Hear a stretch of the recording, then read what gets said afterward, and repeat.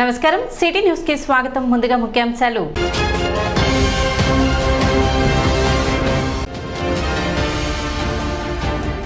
తెనాలి మండలం కొలకలూరు గ్రామంలో ఘనంగా ఏరువాక పౌర్ణమి మహోత్సవం.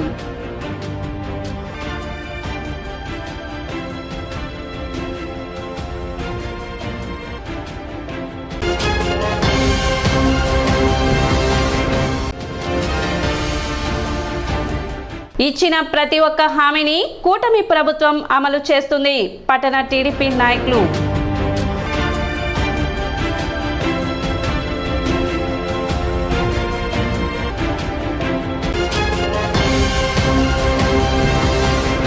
తెనాలిలో ప్రసిద్ధి చెందిన శ్రీ సువచ్చల సమేత పంచముఖ ఆంజనేయ స్వామి దేవాలయాన్ని బ్రహ్మశ్రీ చాగంటి కోటేశ్వరరావు దంపతులు సందర్శించారు. ఆలయ అర్చకులు చాగంటి కోటేశ్వరరావు దంపతులకు పూర్ణ కుంభంతో స్వాగతం పలికారు. శ్రీ సువచ్చల సమేత శ్రీ పంచముఖ ఆంజనేయ స్వామి వారిని దర్శించుకుని ప్రత్యేక పూజలు నిర్వహించారు. ఈ సందర్భంగా చాగంటి కోటేశ్వరరావు మాట్లాడుతూ పంచముఖ ఆంజనేయ స్వామి దేవస్థానం తాను ఉజ్జయినిలో చూశానని, మళ్ళీ ఆంధ్రప్రదేశ్ తెనాలిలో అలాంటి అద్భుతమైన దేవాలయాన్ని సందర్శించడం అదృష్టంగా భావిస్తున్నానని చెప్పారు. పంచముఖాలను దర్శనానికి వీలుగా ఈ దేవాలయంలో ద్వారాలు ఏర్పాటు చేయడం అద్భుతంగా ఉందని వ్యాఖ్యానించారు. 5 ముఖాల స్వరూపం పరబ్రహ్మ స్వరూపం దర్శించినట్టేనని, పంచముఖ 4 దిక్కుల పంచభూతాలకు మోక్షాన్ని ఇవ్వగలరని, పంచముఖ ఆంజనేయ స్వామి దేవాలయం ఇక్కడ ఉండటం ఈ గ్రామ అదృష్టంగా పేర్కొన్నారు. నరసింహ శివ ఏకకాలంలో 2 దర్శనాలు పంచముఖ ఆంజనేయ స్వామిలో ఉన్నారన్నారు. పంచముఖ ఆంజనేయ స్వామి దేవాలయంలో సువచ్చల అమ్మవారు ఇక్కడ మూల రూపంలో ఉండటం జరిగిందని చెప్పారు. సువచ్చల అమ్మవారు ముమ్మాటికి ఆంజనేయ స్వామి పత్నియే అని చాగంటి కోటేశ్వరరావు పేర్కొన్నారు. సువచ్చల ఆంజనేయ స్వామి కళ్యాణం గొప్పదని, వైకానస సాంప్రదాయ ప్రాచీన సాంప్రదాయం ప్రకారం ఇక్కడ పంచముఖ ఆంజనేయ స్వామి దేవాలయంలో వైకానస సాంప్రదాయంలో పూజలు నిర్వహించడం అద్భుతమని చెప్పారు. వైకానసులు హనుమ పట్ల భగవత్ప్రీతి కలవారని అన్నారు. ఆంధ్రప్రదేశ్ తెనాలిలో పంచముఖ ఆంజనేయ స్వామి దేవాలయం ఉండటం అదృష్టమని, ఈ పంచముఖ ఆంజనేయ స్వామి దేవాలయం దర్శనం చేయటం నా అదృష్టమని చాగంటి కోటేశ్వరరావు అన్నారు. తనకు బహుమతులు ఎవరు ఇవ్వకండని చెబుతూ దానికి బదులు మొక్కల మొదలలో నీళ్లు పోయాలని చాగంటి కోటేశ్వరరావు విజ్ఞప్తి చేశారు. ఒక్కొక్క ద్వారం నుంచి ఒక్కొక్క ముఖాన్ని దర్శనం చేసుకోవడానికి వీలుగా ఉన్న దేవాలయం అక్కడ ఒక్క చోటే చూసి నేను అనుకుంటూ ఉండేవాడిని. అటువంటి దేవాలయం ఇంకెక్కడా కనపడలేదే. అక్కడ చాలా బాగా అన్ని ముఖాలు దర్శనం చేసుకునే అవకాశం కల్పించారు అని. ఇక్కడ మూలం విరాట్ చాలా చిన్న మూర్తి, అక్కడ చాలా పెద్ద మూర్తి. ఆ కారణం చేత ఇంకా స్ఫుటంగా ముఖాలు కనబడతాయి. అయినా ఇక్కడ చాలా మంచి ఏర్పాటు చేశారు. ప్రతి ద్వారం దగ్గర కూడా అటువైపుకి ఏ ముఖం ఉందో ఆ ముఖాన్ని చూడడానికి వీలుగా ఆ ద్వారం మీద అలంకృతం చేశారు. దాని చేత 5 ముఖాలతో కూడుకున్న హనుమత్ దర్శనం చేయడం చాలా తేలిక.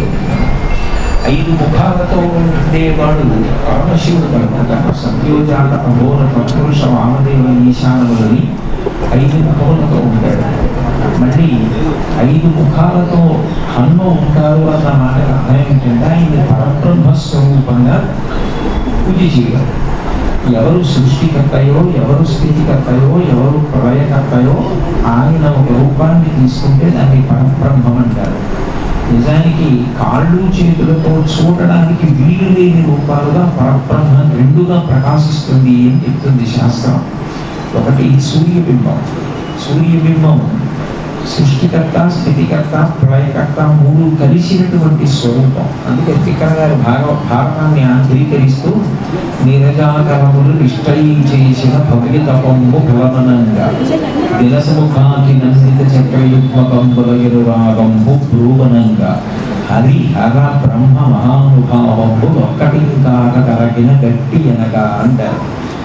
ఆంధ్రదేశంలో తెనాలిలో ఇంత గొప్ప దేవాలయం ఉండడం చాలా చాలా గొప్ప విశేషం. ఇవాళ శనివారం జ్యేష్ఠమాసం, ప్రత్యేకించి నా అదృష్టం ఏంటంటే నా ప్రవచనానికి పౌర్ణమి, ఇవాళ మళ్ళీ ఉదయం సూర్యోదయానికి పౌర్ణమి. సూర్యోదయానికి పౌర్ణమి ఉండగా పంచముఖ ఆంజనేయ స్వామి దర్శనం, నిన్న సాయంకాలం ప్రవచన రూపంలో వాక్స్ పుష్పాలతో ఆరాధన. 2 పండుగలను తెనాలి పట్టణం నాకు ఇచ్చినటువంటి గొప్ప అదృష్టం.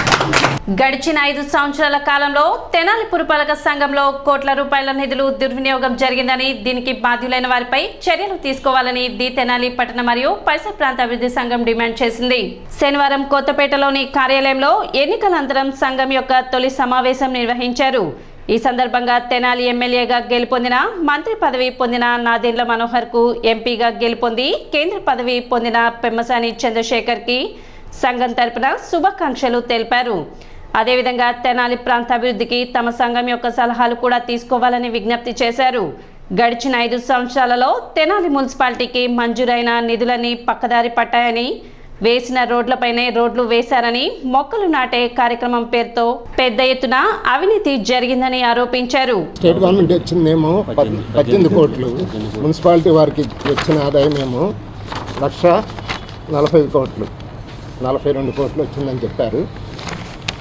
ఇంత ఆదాయం వచ్చినప్పుడు తెనాలి మున్సిపాలిటీలో ఒక్క పని కూడా చేయటానికి పేద పలుకులు పలుకుతూ అసలు తెనాలికి ఆదాయం లేదు, ఏం లేదు అని చెప్పారు. మున్సిపల్ కౌన్సిల్లో ఇవి అనవసరంగా ఎక్కువ ఖర్చు పెట్టారని చెప్పి ప్రతిపక్షంలో చెప్తుంటే దాన్ని వాళ్ళ నోరు నొక్కేసేశారు. తెనాల్లో ఒక్క రోడ్డు కానీ, ఒక కాలువ కానీ, ఒక నీటి కుళాయి కానీ, లేదా అభివృద్ధికి సంబంధించిన ఒక్క పని కూడా చేయకుండా అద్భుతంగా దేనికి పనికిరాని వాటికి ఇన్ని 100 కోట్లు ఖర్చు పెట్టారు. అంటే దాని అర్థం ఏంటంటే పూర్తిగా ఉన్న చట్టాలని వ్యతిరేకించేసి, రూల్స్ని వ్యతిరేకించి, వాళ్ళకి ఎక్కడైతే కమిషన్లు ఎక్కువ వస్తాయో ఆ పనులు మాత్రమే చేశారు. రోడ్డు మీద రోడ్డు వేసి మొత్తం రోడ్డు వేసినట్టుగా పెట్టారు. కొత్త రోడ్లు వేయాల్సిన బోళ్ళని ఉంటే మంచిగా ఉన్న రోడ్డు మీదే రోడ్డు. ఈ 5 ఏళ్లలో నేను ప్రజలు గమనించింది ఏంటంటే, రోడ్డు అవసరం లేని దగ్గర, ట్రాఫిక్ లేని దగ్గర రోడ్డు మీద ఎత్తు పెంచి కొత్త రోడ్డు వేసినట్టుగా బిల్స్ పెట్టుకున్నట్టున్నారు. కోట్ల రూపాయల నిధులు దుర్వినియోగం జరిగిందని, దీనికి బాధ్యులైన వారిపై చర్యలు తీసుకోవాలని ది తెనాలి పట్టణ పరిసర ప్రాంత అభివృద్ధి సంఘం సభ్యులు డిమాండ్ చేశారు. గతంలో తెనాలి అభివృద్ధి పద్ధతిలో చూసుకుంటే చాలా వెనుకబడి ఉంది. మరి రోడ్లు ఎక్కడ పడితే అక్కడ గుంటలు ఉన్నాయి, అవి పూర్తి చేయలేదు. అలాగే కెనాల్స్ కూడా ఇంతకుముందు చెప్పినట్లు ఎక్కడ పడితే అక్కడ కాలువలు పూడుకుపోయి ఆ పూడికలు పోకుండా ఎక్కడ పడితే అక్కడ దుర్గంధం వెలుగుతుంది అటువంటివి.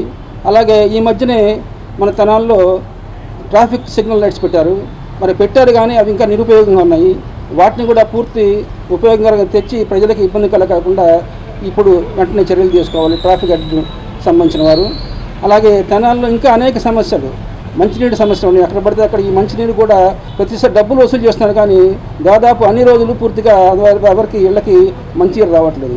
అటువంటివి కూడా మున్సిపాలిటీ వాళ్ళ దృష్టికి తీసుకువచ్చి ఎక్కడైతే సమస్య ఉందో వాటిని పరిష్కరించి ప్రజలకు ఇబ్బంది లేకుండా, అలాగే ప్రజలకు అంటురోగాలు ప్రబలకుండా ఎప్పటికప్పుడు ఈ దోమల నివారణ కోసం చర్యలు తీసుకోవడం కానీ, అలాగే ఇంకా ప్రజలకు ఇబ్బంది పడకుండా రోడ్ల నిర్మాణం కానీ ఇటువంటివి చేపట్టి మనకు వచ్చిన నిధులు పూర్తిగా మా పట్టణ డెవలప్మెంట్కే ఉపయోగించే విధంగా చర్యలు తీసుకోవాలని కొత్తగా ఎన్నికైన ఈ ఎమ్మెల్యే గారిని, అలాగే ఎంపీ గారిని, ఇద్దరు మంత్రులు కాబట్టి వారి ద్వారా వచ్చే నిధులు కూడా తెనాలి పట్టణ అభివృద్ధికి ఉపయోగించాలని కోరుకుంటూ సెలవు. తెనాలి డెల్టా ప్రాంతంలో ఒక అద్భుతమైనటువంటి పట్టణం, చారిత్రకమైనటువంటి ఎంతో విలువ కలిగినటువంటి పట్టణం.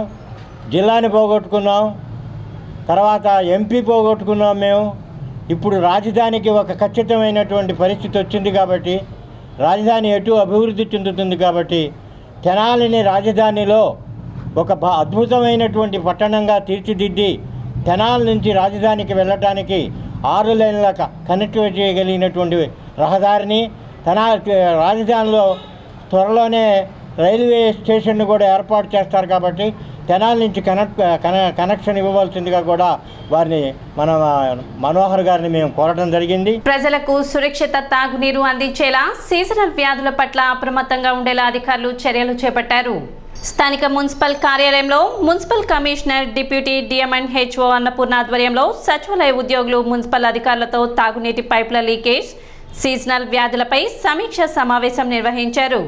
డయేరియాపై అధికారులు అప్రమత్తంగా ఉండాలని, తాగునీటి పైపులు లీకేజ్ వచ్చిన వెంటనే సంబంధిత అధికారులకు సమాచారం అందించాలని కమిషనర్ తెలిపారు. పిల్లలకు సీజనల్ వ్యాధులు ప్రబలకుండా తగిన వ్యాక్సినేషన్ అందించాలని, డిప్యూటీ డిఎంఎన్హెచ్ఓ అనురాధ తెలిపారు. జూలై 1 నుంచి ప్రతి ఇంటికి అండర్ 5 చిల్డ్రన్ ఉన్న వాళ్ళందరికీ 2 ORS ప్యాకెట్స్ అట్లనే జింక్ 14 టాబ్లెట్స్ ఇస్తారు. ఇచ్చి వాళ్ళు నిజంగా మింగుతున్నారా లేదా కూడా ఒకసారి మధ్యలో మీరు కూడా కనుక్కుంటా ఉండండి. తర్వాత ఎక్కడైనా మీకు ఏదైనా ఇన్సిడెంట్స్ వాటర్ సరిగ్గా రావట్లేదని మీకు ఏమైనా అనిపించినా అలాగే లీకేజెస్ ఏదైనా ఉన్నా ఎక్కడైనా డయేరియా 2-3కి డయేరియా ఉన్నా మీరు మాకు రిపోర్ట్ చేస్తే మేము ఏమంటే దాన్ని మేము ఇది కంట్రోల్ చేయగలుగుతాం. కాబట్టి అదంతా మీ చేతిలోనే ఉంది. కాబట్టి తెనాలి ఏరియాలో ఎక్కడ కూడా ఒక డయేరియా కేసు కానీ పిల్లలు కానీ ఎవరు కూడా చనిపోకూడదు. Thank you for giving. ఈ యొక్క క్లోరిన్ పర్సెంటేజ్ ఎంత పీపీ ఉంటే అనగా అది protected water, portable water, drinking water అనేటువంటి సమాచారం వాళ్ళకి తెలిస్తే ప్రయోజనకరం. అలా కాకుండా నీ ఎంతలో నువ్వు టెస్టులు చేసుకొని వస్తే ప్రయోజనం లేదు. దీన్ని ప్లీజ్ కమ్యూనిటీ సెక్రటరీస్ ఎవరైతే ఉన్నారో వెంటనే దీన్ని టేకప్ చేయాలి, ఆ విధంగా చేయాలి. అండ్ ఇది ఇంజనీరింగ్ సెక్షన్ వాళ్ళు వాటర్ సప్లై సంబంధించింది. అండ్ సీజన్ మారుతుంది కాబట్టి టెస్ట్ చేయించండి, ల్యాబ్లో పంపించేసి ఒక వాటర్లో బ్యాక్టీరియా పర్సెంటేజ్ ఎంత ఉంది, వాటి రిలేటెడ్ ఎంత ఉన్నటువంటి టెస్ట్ రిపోర్ట్లు చేయించుకొని దగ్గర ఉంచుకోవాలి. దీన్ని వెంటనే చేయించాలి. ల్యాబ్కు మనం సీజన్ వైజ్ పంపుతుంటాం. మన దగ్గర ఉంది ల్యాబ్ టెస్టింగ్, అది చేస్తుంటాం డైలీ. అది కాకుండా ఒకసారి మా యొక్క ఇంజనీరింగ్ ఇన్స్టిట్యూట్లు ఏవైతే ఉన్నాయో వాటికి పంపించి ఆ రిపోర్ట్స్ మన దగ్గర ఉంచుకోవాలి. ఇది ఇంజనీరింగ్ సెక్షన్ నుంచి చేయించవలసిన యాక్టివిటీ. ఇప్పుడు ఒక చిన్న విరామం.